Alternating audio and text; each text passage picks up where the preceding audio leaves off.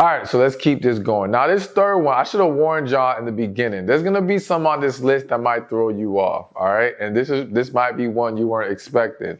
But I always put things on the list for a reason. There's a purpose. So let's get to it. The third thing a man struggles admitting to a woman is erectile dysfunction, all right? Now, I felt the need to make sure this was on the list because, one, it's a real thing. It's happening, and it's happening more often now than ever before. There's a lot of different reasons for it. Low testosterone in men. Testosterone levels are at some of their lowest, if not the lowest it's ever been in life. All right. There's a lot of other outside influences contributing to the issue. And I think it's important that we talk about it because let's start with this. One, a lot of women, and you may have been in this situation, you're internalizing his inability to get up in that moment, right? And you may start to wonder what's wrong with you. And I want you to understand that no, a lot of men, though they may not be able to articulate to you, they have a general issue of erectile dysfunction. And some of them may not have come to terms and grasp that they have this issue, right?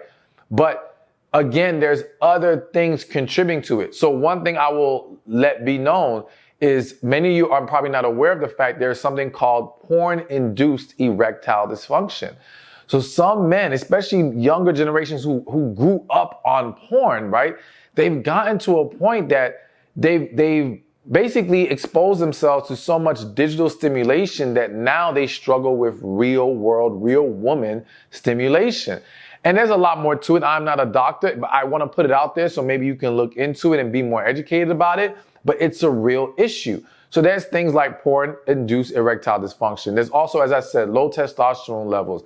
A lot of men not taking proper care of themselves. All right.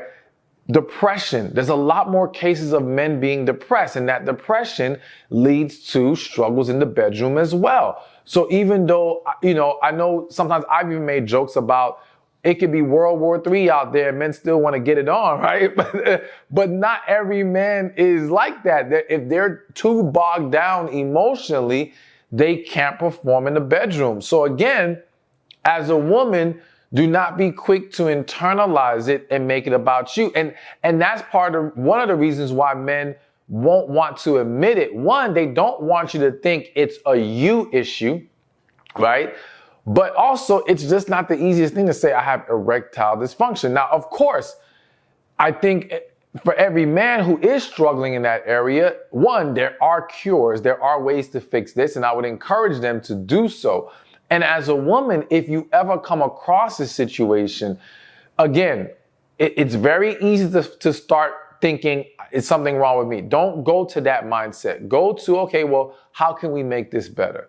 What can we do to work on this? But let me say this, because I've seen this tons of times. There are women who did handle it the correct way, tried to encourage the man, and he didn't want to do anything about it.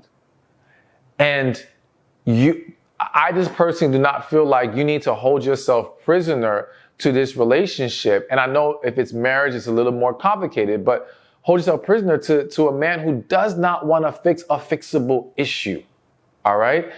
And you should not have to now you become the one who's neglected because now you can't have your needs met. So maybe he has come to this, I don't even say peace, but acceptance of his issue to where he's like, I don't care about sex anymore like that. But it's still important to you, or if it is still important to you, then we can't just ignore that. All right.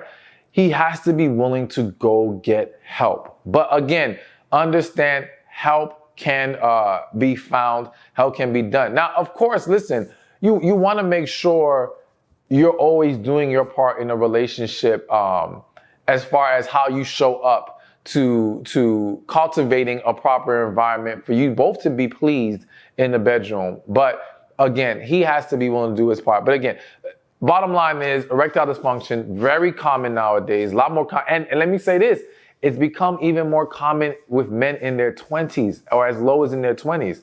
So this is no longer just an over 50, over 40, whatever it used to be issue. Nah, younger and younger men are starting to develop this problem. So it is something that men will struggle to open up about. but be open-minded as a woman as far as what's really going on here and how things can get better.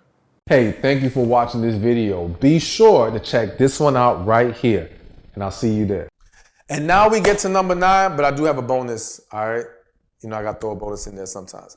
But number 9, and this is kind of just a big general one.